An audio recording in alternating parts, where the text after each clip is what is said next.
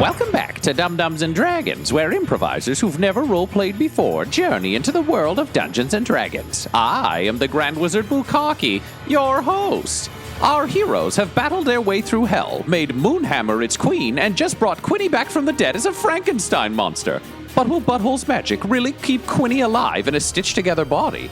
Will Alan solve the mystery of her black hand? Will Quinny kill Butthole for making him look ridiculous? Find out next on Dum-Dums and Dragons.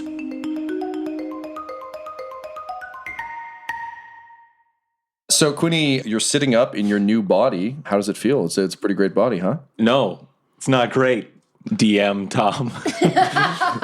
Alan, Bucky, and Butthole, you're all standing around. Butthole, you're observing Quinny look over his new body. I'm just watching because this is, for me, the end montage of like a makeover show where I've now got a new look for Quinny that I think he's going to be way more into than the old look. He looked at himself in the mirror. He laughed really hard. Always great. People laugh when they're happy. Then he said, "This will not do." So I lean forwards and I say, "No, it won't. It's doing better." And I do a fists on my hip pose that I desperately hope will become trademarked. I attack him. 14. You fail to hit because your arms and legs don't work the way you expect them to. Yeah, I still scream, "You did this to me! Why did you do this?" Because you were dead and now you've got a better body. Let me walk you through how this was designed just for you. My limp arms are flaccidly pushing against your face while you're still talking and shit. Yeah, and this is where the camera is panning over parts of you that were clearly filmed as B-roll for this segment at the end of the makeover show of like the corpse in a box. I claimed these pieces from the bodies of several gods, and it just cuts to like bloody crime scenes where I've murdered these things. You have the legs of the god of donkeys. You also have, extra bonus, the ears of the god of donkeys. So again, Mr. Tumnus from the waist down, And then long donkey ears pinned to the side of your head. Got it. You have the torso of the god of ripped gnome abs. Or it's a guy at a bar who yelled that at me, and then I killed him. But either way, they look hot. You have the hands of the god of shadow puppets. Very dexterous, very nimble, very good for criminal such. And then, the most important part. When someone thinks Quinny, they think of his face. And the thing we know about Quinny is masculine, rugged, but also beautiful and innocent. And that's why I wanted to combine those qualities. So I gave you the head of the god of bearded ladies. Not ladies with beards, but people who specifically identify as bearded ladies. And now, look at this. And I take out a second mirror that's full body, and I just put Quinny in front of it. And I'm like, do a twirl. This is who you are now. You're better. You're the best. You're Quinny 2.0. I weep. Openly start just crying because they have somehow brought me back to life and ruined my life at the same time. From the wagon in the background, Yevgenovich and Annan start playing heartfelt violin solos to suggest that he's so moved by the body that it's amazing. I'll give you Yevgenovich. Annan is in no way playing that violin. I will say Bucky picks up a violin because he sees what's up and he's trying to play alongside Yevgenovich. And even though Yevgenovich knows how to play, somehow Bucky sounds better. Bucky just plays The Devil Went Down to Georgia from start to finish. It's not appropriate for the mood, but it's a great violin solo. It's a great bit of fiddling. Alan, this is your first look at what has become of Quinny. How are you feeling about this? Alan is pretty much doing what Laura's doing right now. He's kind of got one arm folded across her other hand's just in front of her mouth, watching in awe.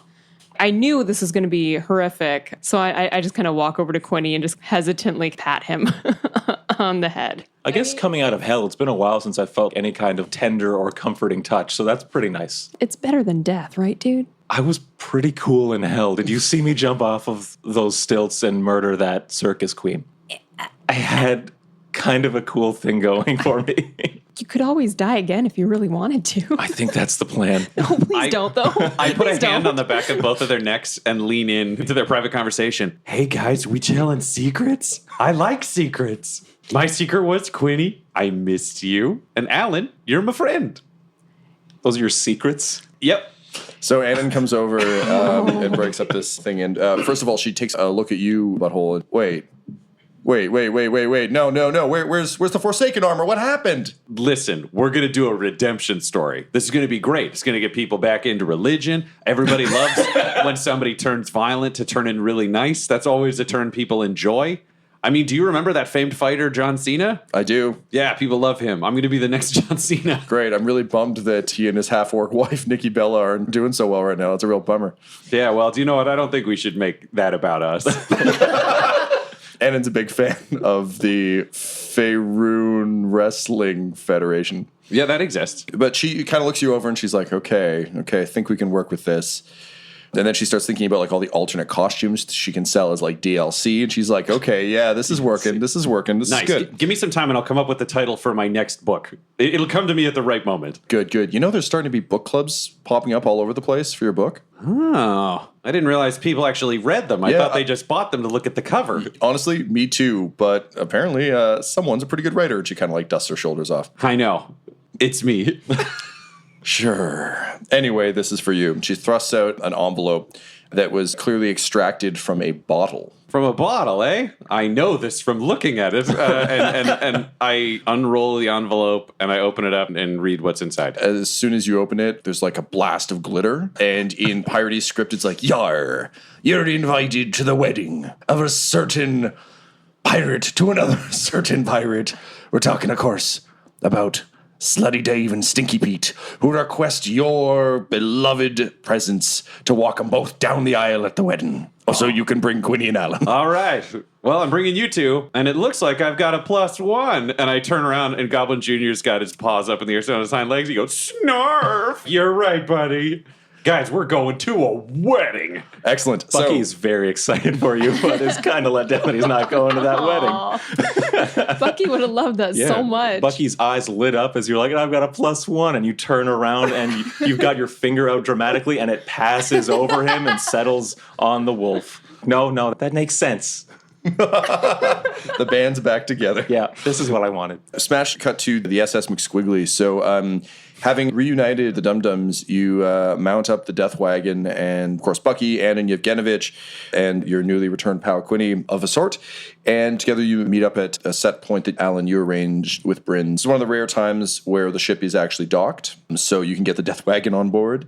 And essentially, Bryn has agreed to bring Butthole on board as like a hired mercenary, so kind of playing off the Greywater angle. Alan, you're still going to be able to come and go in secret, but now, oh, look, we've got this mercenary who definitely isn't the Forsaken, and he's working for us, which will allow you to load the Death Wagon on and off McSquiggly at various ports throughout the world.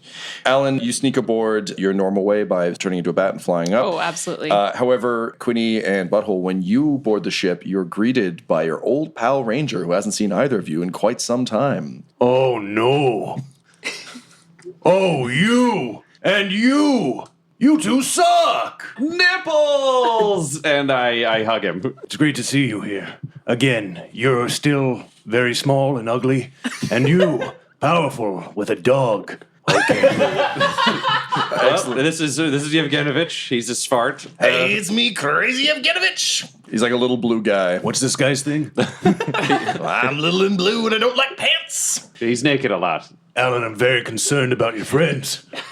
Alan, you're in your typical on-board costume, which is you in slightly larger glasses and like a scarf. Yeah, that tracks. This is Annan, my manager. She handles my book career, a lot of my signings, the stage adaptations of my life. Hi, Mr. Ranger. Very nice to meet you. I've heard all about you. I have marks on my face of hands. You do, and you know what? We didn't include that in your most recent action figures, so we'll make sure to get that right on the next one. Oh, this is a good one. And then I turn and say, and this is, and my hand passes past Bucky, and I point at the wagon, and I say, the murder wagon. And Yevgenovich quickly runs up and hits the horn, and it's like... I'm trying to make it say, get me up inside. I'm sorry to have to trouble all of you, though. I do have to pat you down. I have to make sure there's no contraband coming on my ship. Yevgenovich looks pretty excited about this.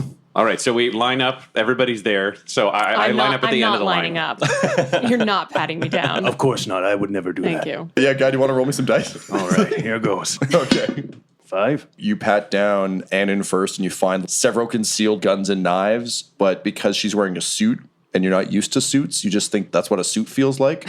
So she seems all right. I guess these are how shoulder pads are made now. Like, actually, you're not far off. Oh, okay. And then she reloads her shoulder pad and steps on board the ship. What was that clicking sound? Fashion. So next up, Frank and Quinny steps up looking like a monster.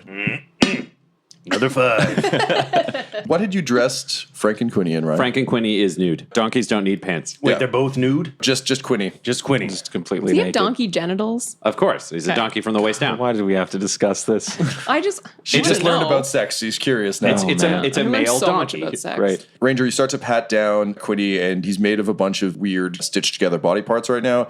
But what you notice with your habit of cutting up dead bodies, possibly to eat them, you can tell that the meat on some of these body parts doesn't seem to be as fresh as you'd think, and it almost feels like they're starting to decay a bit. Feels like a lot of this meat's filled with gel, and that gel happens to be decomposing at an accelerated rate. And you smell. Yeah, I don't know if I'm doing that on purpose because I want to die so badly or if that's just how I am now, figuring a lot of stuff out. How did you recognize me? Well, you always know a bastard. All right, and then Quinny having By the no way, weapons. you got ripped, man. You're You shredded. Ranger. So Quinny hobbles aboard the ship. Yevgenovich is ready for the pat down, but a little too eagerly. Okay, do I? Yeah, go ahead and go here and roll goes. those bones. Let's see how this one goes. Ooh, I didn't want anything to do with this guy. With a 3, you look at him and you're like, I think we're good here. Yeah. I grab Bucky and put him in front of me, and I look to Ranger and I say, now that I've got a book and such, he does my pat downs. Bucky is an enthusiastic young dragonborn wearing a fan shirt of the Forsaken. What's he wearing now? I think I've switched because the group's back together now. So I think this t-shirt says, I started a mining operation and all I got was this t-shirt. I think is what it says. Cool shirt, bro. Thanks! Wow, where'd you get it? Loser school? I didn't go to school. What's a louser? So I say loser on the airship. Oh, neat. Airship lingo. All of you are losers. So it's like port, starboard, lousers. Got it. This guy's got an attitude. Okay, I'm gonna rub this one down. Let's see how this goes. Just one of those. Just one of these. Yeah. Okay. Much better. Okay, asshole. Calling me on my shit, huh? What? So I'm gonna put on my metal gauntlets for this rub down. Is that normal? Mr. Butthole, what's happening? This is what you do for me. So 20 minutes and a solitary chamber later, I come out with a cigarette. Bucky, I think you're just sitting in that room staring straight ahead. Yeah. And what do you say? That was really thorough. I don't know why you had to double and triple check. Who's the louser now? You said it was me before. I guess it's still me. And you'll always be one. And then he slams the door on you and locks it and walks away. So, Bucky, you're in solitary. The rest of you are aboard the McSquiggly. The airship isn't able to take you, obviously, to Crabclaw Isle because there be pirates, but they're able to drop you off fairly nearby and arrange a boat to take you out to Crabclaw where the ceremony will be held. You arrive the day of the wedding because you were in hell for a while, running a bit late. Bobbert, you've been asked to walk Slutty Dave down the aisle and then run back and then walk Stinky Pete down the aisle. And because they weren't able to track you down for a while, they would have liked to have you officiate as you'd promised. But instead, they looked for the second best thing they could find, which is, of course, the only other cleric of Moonhammer they know, Garvo the Undying. So you arrive. It's a beautiful wedding set up down by the beach. The blown-up Temple of the Forgotten God is kind of off in the distance. You arrive and you see a bunch of the members of the crew you remember. It seems that the Sea Witch herself is not in attendance because she assumed that if she was there, all the people hunting her would try and attack the wedding. So she set up a fake wedding on a different island and is currently fighting people over there. But Parrot Jr. has arrived to help out. So you show up. There's all sorts of motley pirates lined up in pews. There's a nice little arch where you can see the sun setting behind it. But you're kind of surprised because Garvo, normally so sprightly, seems to be wrapped in a bunch of sort of heavy blankets despite how warm it is, and he looks very shriveled and sunken. He basically looks 1,000 years older than the last time you saw him. So he's kind of sitting on a wooden wheelchair, hands crossed over his lap, waiting for Slutty Dave and Stinky Pete to arrive. So this is right before the ceremony? Yeah, Stinky Pete and Slutty Dave are waiting for you somewhere, probably having a romance movie pre-wedding freak out. They're like, I don't know, should we even do this? And then they're like, no, we're doing this together. And they're they're like, okay, let's pretend we didn't see each other because that's bad luck. Okay, cool. Garvo, hey, buddy. I'm super nervous that he's gone over to Blighthammer like Fiddlesworth did. This is very nerve-wracking for me. He also looks vaguely like the Emperor now. 100%. And I've seen the stage play of Sky Wars. That's the closest I can get with fantasy. We're going to just stick with that. And I'm concerned about the turn to the dark side. So I approach and I'm like, how's it going? You're looking great. He looks up at you and he tries to smile. You can see like a lot of his teeth have fallen out. Oh, it's you. It's so good to see you, butthole. Praise Moonhammer. And he like tries to hold up a little goblin-y hand and it trembles in front of you. Praise Moonhammer, buddy. And I do a very gentle high five like you would with a fragile Oh, grandparent. he looks so happy about it. And the moment I touch his hand, I don't want to tell him I'm doing this. You don't want to embarrass like an old friend who seems like they've turned into a frail elderly person. But I'm trying to cast Lesser Restoration. Can you roll me a medicine check first? 22 total. It presents as aging, but you get the sense this isn't age. Goblins don't age this way. This doesn't make any sense. So it would make sense to cast Lesser Restoration because this That doesn't can cure one disease or condition. Okay, go ahead. I cast it. So, It cures one disease or condition. so unlike the previous times where you've reached out to Moonhammer and not received her blessing, you can feel her power more full and more potent than ever. It comes through your hand, and you kind of send a pulse through Garvo. You can kind of see like a golden sheen over him. Then it just seems to dissipate. And he smiles sadly and says, "Trust me, I've tried that too. I lost my powers briefly, but they returned and I was able to heal many of my goblin brethren after an unfortunate incident with Lord Pimpim's Sword of Bees. Friendship can often lead to dire consequences, as you know, but I'm afraid nothing works. Come, we should deal with the wedding. I will tell you more later." And you hear a pirate symphony, so it's all sea shanties, but like really nice, like wedding sea shanties. And there's someone playing the pipes, someone's banging on a barrel. You know, ultimately they didn't invest very much in this wedding, but they're earnest about it. Quinny, you cut a striking figure. How have you dressed up for this occasion? I just don't care about anything anymore. So I'm wearing sweatpants and flip-flops and a dirty wife beater.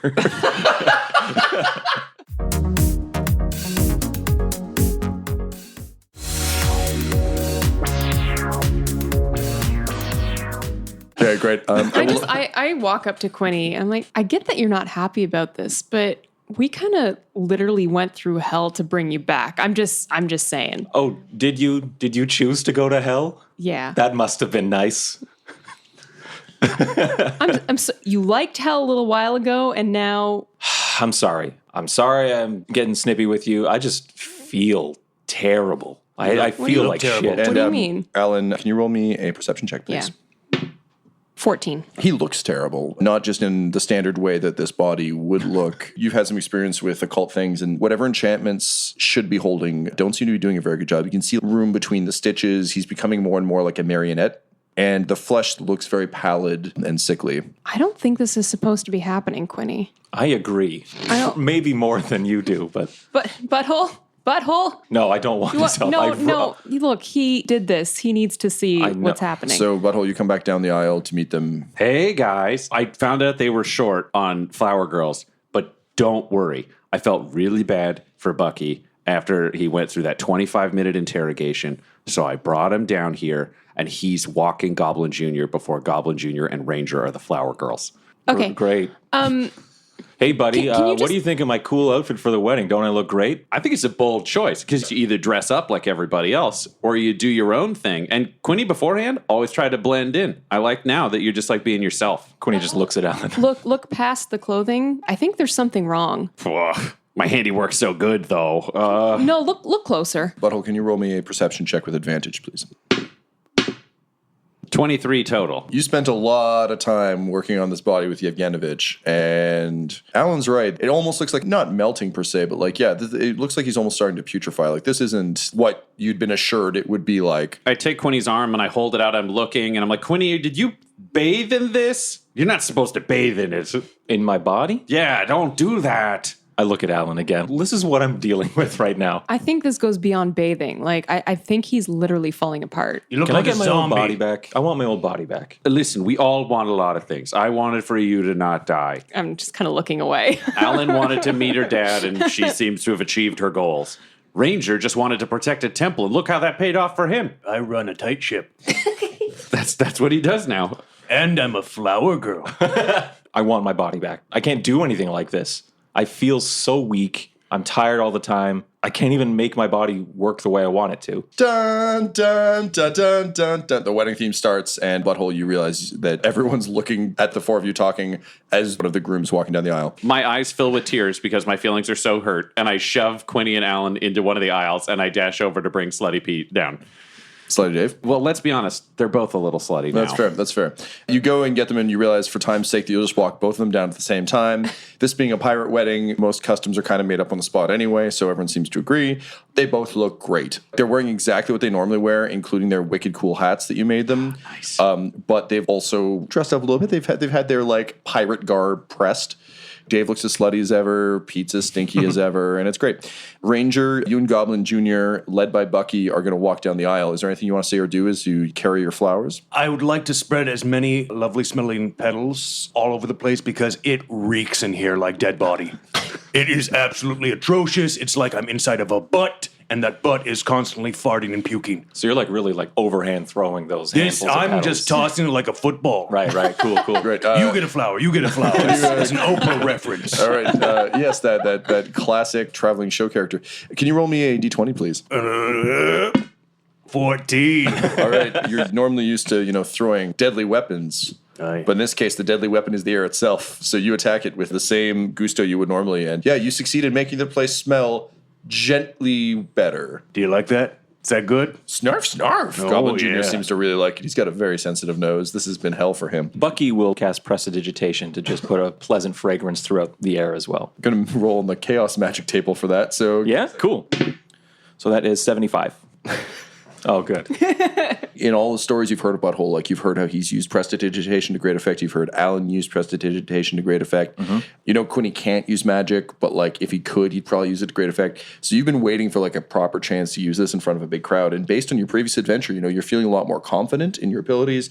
So you kind of reach out, you cast the spell, and suddenly you glow bright, bright white.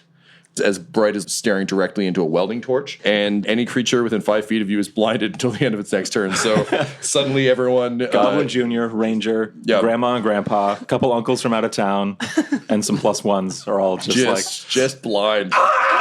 eyes. I think because it's coming off of my skin, I'm probably not blinded. No, you're not at all. No, I don't think Bucky notices. He's like, does it smell better, guys? And I think you continue to walk the aisle, blinding people as you go. Yeah, just doing that 1 step, pause, 2 step, and pause, and people are screaming. It's like, weddings get so emotional. Eventually, you reach the front and do that weird turn-off thing that people do, Yep. and you guys take up your positions at the sides there. Finally, Slutty Dave and Stinky Pete arrive at the altar, and everyone blinks tears out of their eyes, not because they're sad, but because they're blind. And it's a beautiful ceremony that next to no one sees. But Garfo does it beautifully, and the two say their incredibly slutty and stinky vows. And are finally united as husband and husband, the stinky sluts. Parrot Jr.'s like, "Rah, kiss the pirate. And they do, and it's lovely. And then Parrot Jr. goes, "Rah, that's fine." Yeah. Yep. And so the festivities begin. It's a typical pirate party. So everyone's drinking grog and having insult sword fights. And generally speaking, it's a raucous good time. However, you guys are mostly concerned about what's happening with Garvo. So you managed to arrange time with him. And he unfolds a sad tale for you. A curse has fallen over Faerun that is slowly causing people who've been raised from the dead to waste away. And no clerics of any religion have been able to have any effect on these bodies that have wasted away. The best theory that Little Pim Pim's advisors have been able to come up with, if spirits would pass from this world into another world, it's almost like someone set up a dam that's diverting the spirits somewhere else. So the limbo that Quinny woke up in at first, that normally is where you would pluck a spirit from, he's not receiving any spirits anymore. They're being dragged somewhere. And as long as whatever this object is continues to draw souls from the world, anyone who has been revived will slowly waste away and then eventually blink out of existence altogether. Garvo is currently very near the end of what they've observed this process to be, and it seems that if action is not quickly taken, he will be lost. Quinny, having been revived yourself, despite this not being your body, it would seem the same effects are happening to you. Since you just got into your new body, it would seem the effects are slower, but if something is not done, you will share the same fate as poor Garvo. Garvo, look, I think I'm in the same boat as you. Do you know that if we can figure out how to stop this or whatever, we can reverse the effects and maybe I can just be revived into my own body? I'm afraid I don't know anything about that. I'm still just a goblin. Don't sell yourself short there, Garvo. The undying. Well, now just Garfo that's slowly dying, actually. Oh, all right. Well, I mean, that sort of describes everybody, Garvo. Let's not get too dramatic. He coughs out a mouthful of dust. It was probably an internal organ at some point. When I was in the forest around the temple, I had to deal with plenty of snakes and scorpions. Whenever they'd bite you, they'd inject you with that sweet, sweet venom. Okay. I had a talent for sucking out venom. I think what I need to do, What? No. I'm gonna open you up. I'm gonna suck out all that goo and drain you of this evil that's taken over your body. Ranger, were you listening at all? Okay, so I'm gonna start on the right butt cheek. Keep him away from me. Keep him away from me. And I have this little straw here. No, Ranger, I think this might be counterproductive. No, I think this guy's got it. No, I'm going to help him. no, I'm going to help I him. think- I'm going to help. Listen, this is for his own good. Who do you think knows more about medicine, Alan or Ranger? Alan, just my hand. My hand. Are goes you up. talking to one of my dicks? He has 2 dicks. Alan, It's two spelled, dicks. it's spelled differently. What? Imagine. For real? Yeah. Did I just find this out? Yes. Oh, wow. Yeah. I had no idea. Yeah. Good for you. Ranger and Butthole, you proceed to chase Quinny around the wedding ceremony. We'll roll some dice and figure out how well that goes. Alan, as usual, you're left to share a knowing look with Goblin Jr. You realize that you don't have quite enough information to go on, so I think you decide to consult with that voice who seems to have knowledge of tremendous magical things. So as they run around, I think you find a quiet place down by the shore to read your book and perhaps Yeah. try and find a solution. And I'm just sitting, yelling out over the water, saying, "Hey, voice guy. Hello? Hello? Oh, hey, Alan. Hey, so we've got a problem here. Looks like there's something that's causing undead people to like wither away and die. I don't know where to start. Can you help me out? Sure, just give me a minute. So you can hear flipping of books and also... In my head. That's kind of cool. Yeah, so you hear some flipping of books, but also some noises you're not familiar with. What you doing? Odd and artificial. Oh, I'm just checking my sources. One moment. They sound almost artificial, but really out of place. These aren't noises that exist in That in doesn't your sound like experience. that should be in my brain. It's not in your brain, Alan. It's here with me. Give me just one more Oh, okay. moment. Where are you? Don't worry about that. So, Alan, it's just as I feared. I encountered this in my world as well, known as a well of souls. Well of Souls. Yes, All right. It's not everyone is capable of wielding magic the way some users of undead magic and necromancy do, and as a result create artificial means to keep themselves alive. We had one such mage centuries ago here in my realm. She constructed a well of souls to try and capture the essence of other stronger beings to extend her own life. If you're able to find and destroy this well, it should release the souls back into the ether. That's cool. Do you know where the well is? I'm afraid I'm unfamiliar with your world. Okay. How is it destroyed in your world? Hang on. And then you hear the voice just sort of fade out. What? Hello? Hello? All of a sudden, it's like a flash of a migraine, Yeah. and your eyes pulse, and you feel blood start to trickle out of your nose. What? And then Bucky says, "Hi. Hey, Bucky. You said hello. What's up? Thought you were calling me over." Just talking to myself. Oh. Sometimes it helps me think. Oh, yeah, I know what you mean. So, what's going on with Quinny? He doesn't look so good. I think he's dying. I think we should actually go. What? We should go right now. Well, yes, Can you yeah, round of everyone course. up? Yes, definitely. Smash cut back to the wedding. So, guys, here's how we're going to do the chasing of the Quinny. All of your movement is 30.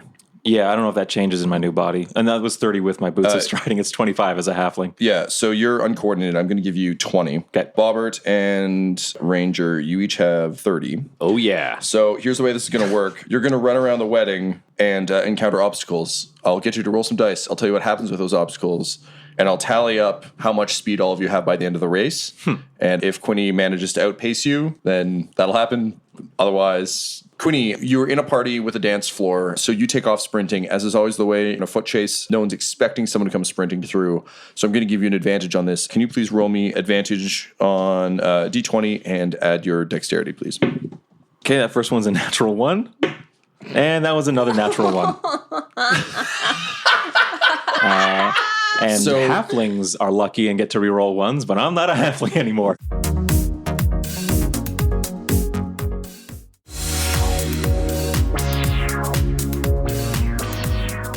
So you take off in your head. It's like time slows and you can see the gaps that you would run through, and this is perfect. But it's like that Family Guy cutaway to his version of the $6 Million Man where he's just got like a broom for a leg. Like, Right. this body doesn't work that way. No, So it doesn't. your legs are like back jointed and you have hooves and you're in flip flops. So you just immediately face plant. Guy and Ryan, can you please roll me d20s and add your dexterity? Nat 20. 17. I'm fucked. The heat is on. The heat is on. Gonna suck that butt with the straw. So, Quinny, you see them start to barrel behind you. Everyone starts clapping and cheering because they think this is just the best. You know, you are pretty ripped now, so you're able to spring up pretty quickly. You look left and look right. To your left, there's the cake and table. To your right, there's the kitchen. Where do you go? Food. Food? Hopefully Okay. these two dumb guys will get distracted by tasty treats. You sprint to the food table. You think maybe you can flip this table at them, like as you go. Okay. If you like kind of slide under it, you can push the table up and throw it at them. Okay, yeah. So I'm going to get you to roll me a strength check, please. So Quinny is now Another winner. ruining the wedding. He's flipping the cake. So that's 5. So you slide under, you attempt to push it up and over, but you fail to in any way impede them. This new body is bullshit. All right, Guy and Ryan, you're running past. That cake looks damn good. Can you both roll me a will save, please? 18. I also rolled an 18. Let's do our additions. 25 total. So the cake looks great. You kind of want to stop and eat some, but they haven't cut it yet. That would be poor form. Ranger may live in the woods, but he knows wedding etiquette. So the two of you manage to avoid being distracted by the food table and follow Quinny down along the beach. You run past Alan, who seems to be in deep meditation. I do want to be clear. This montage is to the heat is on. But it's my karaoke cover version. It's the version we recorded at the karaoke section of the wedding. It's just the chorus over and over again. Which, honestly, the main song kind of is. Yeah. You run down the beach. Quinny, up ahead, you can seek a cliff face. You can try and climb. Or Give me something else I need. there's a romantic swan boat where you can see two pirates canoodling that's being like gently rowed along the shore. Do you want to try and jump in the boat or try and climb the cliff? I'm jumping on the boat. Okay. Can you please roll me a charisma check to convince them to let you on the boat? 6 total. So how do you try and convince them to get on the boat? They see a small, horrifying Frankenstein monster rotting from who the is inside. actively decaying. I'm pretty winded at this point. I'm not very well coordinated, and I've got a lot on my mind right wearing now. sweatpants and a dirty wife beater. Yeah. So I just come up to them. I don't stop to speak to them. I'm yelling this as I'm running at them of just like, hey guys, you gotta let me on your boat. They're gonna suck my butt. You gotta get me on, please. One of them's like, I once fought a ghost whale, and this is the most horrifying thing I've ever seen. So they push off with the stick, and the boat drifts enough out to water that you can't quite reach it. Yeah. Plus, he did tell you not to get the body wet, and you're really not sure how much that holds. Ranger and Butthole, seeing Quinny desperately fail to get on board this boat, I will tally up how far each of you got. You both moved your full movement for a total of 60 for both of you. Quinny failed twice for a total of 20 for him. So they drag you back because now the pirates are all screaming, butt suck, butt suck, butt suck. And one of them has brought out a ceremonial straw. They shove the cake off the table, hoist Quinny up on board, and Garvo raises his tiny little goblin-y hands and says, as is always tradition at a pirate wedding, someone will now try to suck the evil out of someone else's butt. Begin! All right, scalpel. I give him a butter knife. Thank you. This will take a little Let's make while. it dull, right? Why not give him a spoon? So, Good idea, Quinny. I take a spoon out and give it to Guy Bradford. Ooh, yes, thank you. So, Ranger, can you roll me a Constitution save, please? Oh, that's a 6. So, How's that feel? you're getting ready with the Sucks, don't straw, and it smells so much worse than you expected. So you steel yourself, and the straw is going towards that donkey butt. Quinny, what are you yelling? Okay, this is serious for Quinny. So he says, hey, look, There are I hundreds know of you're pirates. listening. Wherever you are, get me out of this. And I think of my dark patron. Mm-hmm. Get me out of this. Get me out of this. The straw has almost reached your donkey ass.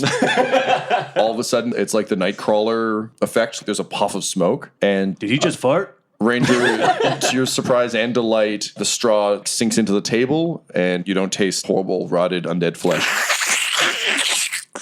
I'm not getting any suction.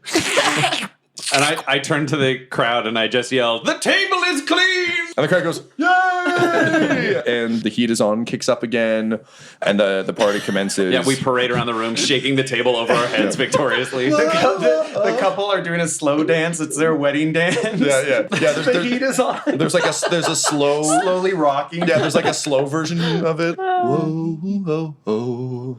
The heat is on. And at the end, it's combined because it's revealed that they've been slow dancing on top of the table we're all carrying around in victory. Meanwhile, Quinny, you appear further down the shore. You can see Alan and Bucky talking off in the distance. Bucky still faintly glowing. You have just kind of a rare moment of quiet. You're looking out over dark water, and several feet away, standing on the water, you can see your patron nod. And it's one of those horrible things where, like, you blink and they're gone. But you can feel the brand gently hurt against your back, the one tattoo you now have. Does it appear on my new torso? It does. It seems branded upon your very soul. Where is it on his new torso? For those of us who might at some point be able to see it. I don't think it's constantly visible. I think it's visible when he's using it, if that makes any sense. So I'd say probably over your heart seems appropriate. On my back over my heart? Yeah. Okay. So it's visible for a moment and then it fades. And for the briefest of seconds, your blade appears in your hand, and you blink, shake your hand, and then your hand's empty. But you get the sense that bad shit lurks around every corner. But the good news is, you avoided the butt straw. Yeah. Alan, you and Bucky gather the group. I'm just wiping the blood off of my nose with my sleeve. Yeah. So hardcore. Bucky, how do you feel about that? He keeps trying to like get it for you. It's fine. Let me. It's Okay, fine. you got. Really, well, there's it's a little fine. more. Okay. You manage to gather the group back together. Queenie cautiously rejoins them. Ranger and Butthole, I think by now you've probably forgotten because you've been so busy dancing and partying that Just forgot. yeah, they just plumb slipped your mind that saving Queenie. Those pirates know how to have a good time. They I do. mainly have questions about how Quinny can now teleport, but I'm going to hang on to those. So having successfully got everyone back together, you start to tell them about the Well of Souls, and the Stinky Sluts come over to kind of thank you all for being there. Slutty Dave overhears you talking about the Well of Souls, and he's actually heard of this thing. It's a classic pirate's tale. He suggests that the most likely place to find it be in sort of jungle continent of Colt.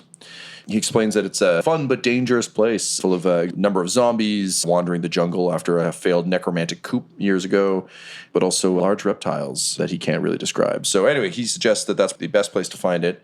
However, Ranger, you probably tell them this, Cult has fallen under control of the Dragon Cult. The war has kind of swept across the globe. The Dragon Cult seems very desperate to find something in Cult, and as a result, the airship won't be allowed anywhere near there. Are these the guys we ran into at, I think it was Yellow Tree? Thunder Tree, yeah. Thunder Tree, sorry. Yep. Who had the sigil of the unseen hand on them. No one in the group can hear me, but I'm in the corner just whispering to myself. Cult in cult. Cult. Just putting it together for myself. Yeah. Quinny, you're really, particularly after all the running and the teleporting, your body's really looking in rough shape. So I'll throw this out to the group. Do you want to bring Quinny with you to try and find the source of this? Or do you want to leave him where it's safe for now and try and concoct a way to maybe teleport him to you once you find it? I think with all the energy you've expended and just how rough you've got, I don't know if we want you to go through anymore. Plus, I'm worried. this is something we discovered. Quinny can teleport himself wherever he wants to go. What? That's not true. He did that at the party. Yeah, he did it right in my face. Really? Yeah. No. Yeah, he can teleport. What? And he's Why? lying now. It smells too when he does it. Why yeah, are they it smells saying like that? a fart. I don't Smells know. like a fart. They also decided that sucking my butt was a good idea. He teleported so we couldn't. We were trying to suck his butt. Oh my god, we totally were. No. Teleporting. I have no explanation for it. I was there and then I wasn't. I cannot just choose to do it. Otherwise, I would teleport out of this goddamn conversation. Can you roll me a deception check? And Alan, can you roll me a perception check? Yeah. Can we also be trying to perceive this? Yep. Natural one. Okay, I'm gonna try this. Ooh, 20. At 20? I got a 24. 14. Alan, Quinny wouldn't lie to you. You also don't entirely trust Ranger and Butthole's recollection of magical things. Yeah, they're- He may have just right. rolled off a table and walked away. Butthole, you had 14? Yeah. You know how many gods are in this body, so the possibility that maybe just there was some leftover magic in one of the body parts, so it's possible Quinny doesn't know what's up. Oh, maybe he doesn't teleport when he means to, But if we really stress him out or it's important, he teleports. And I reach over and I knock him over. He falls to the ground. How bad shape am I in? Getting worse. Like standing up, you can feel active gaps between some of your limbs. My and hand like, almost falls off. Okay, I'm going to fix that, but maybe there's some stuff going on here I don't know about. Ranger, you get a natural 20, and you've seen some weird shit living out there in the woods. You may not care too much for Quinny, but this seems like something that might be dangerous for Alan. So I think with your 20, you decide that maybe you should keep an eye on him until it's safe. I'm going to lock myself using these shackles to your right arm. Okay, we're going to be shackle buds. When he looks at his almost coming off hand, he's like, you know what? Go for it. All right, and here we go. Can I roll a sleight of hand check? Sure. 14. I wanted to handcuff him to himself. Ranger, can you roll me a perception check, please? 22. Quinny, you try and sleight of hand, but again, you're used to small halfling limbs. Nimble hands, Instead, yeah. the hand swings around loosely, and you're like, haha, and it just sort of spins, but slap myself in the face. your wrist is still there. Yeah. So he clamps it on, and as soon as it closes, you recognize to your dismay that it's a magical shackle. So you're magically bound to Ranger until some of the mages aboard the ship can arrange a teleportation circle for you. So basically, Alan and Butthole, you decide that rather than drag a rotting corpse through the jungle, you'll go find the Well of Souls, summon Quinny to the source, and then attempt to cure him there. Before we send them on their way, I wave Bucky over and I pull him into the corner and I say, listen, buddy, normally I'd want to send you on this mission, but Quinny's shackled to Ranger, and maybe Ranger will decide things aren't safe or something when it's time for Quinny to go. So now we know how he teleports, and I take the ceremonial straw out of my pocket. Take this. If Quinny needs to go and Ranger won't let him, I need you to jam this into his butt and suck out all the evil. Whose butt? Quinny. I feel like Mr. Quinny doesn't want that to happen. This is the only way to save him. Sometimes, and I know this from medicine, you have to do a little hurt to do a lot of help. Is there anyone else listening? No. Bucky has no one to ask. Is that true too? So he's like, okay. Good, I'm relying on you. Don't let me down. This is the way you are a hero. I'm going to impress you. This is going to be a slam dunk, sir. Excellent. I guarantee it. And I give him the straw, and then I give him 5 gold coins. And I say, where's my chit? And we've sorted this out because I use him like a valet. And he tears off a small piece of paper that's got one single boob drawn on it. And I say, I'll come back and get this later. Do a great job. And I put it in my wallet. I salute him. Great. So pirates agree to help smuggle you into Colt, and Bucky, Ranger, and Quinny, the three of you return to the McSquiggly, where you will await the teleportation sign. This episode of Dum-Dums and Dragons features the voices of Ryan LaPlante at the Ryan LaPlante on Twitter, Tyler Hewitt at Tyler_Hewitt on Twitter, Laura Hamstra at EL Hamstring on Twitter, our special guest, and our DM Tom McGee at McGeeTD on Twitter. This episode's sound was edited and mixed by Laura Hamstra, and Dum-Dums and Dragons artwork is by Del Borovic, who can be found at delborovic.com. Our theme songs are And Now for That Massive Coronary and Skipping Through the Orchestra Pit Part 1 by Peter Gresser, and our ad music is No Control and Chiefs by Jazzar, JAHZZAR, all available at freemusicarchive.org. When it comes to Dum-Dums and Dice, you can visit our website at dumdumdice.com. Our Twitter and Instagram are at dumdumdice, and on Facebook at facebook.com/dumdumdice. But most importantly, we've got merchandise at redbubble.com/people/dumdumdice, or you can join our Patreon at patreon.com/dumdumdice. That's DUMBDUMBDICE. And tune in next week for more Dum-Dums and Dragons.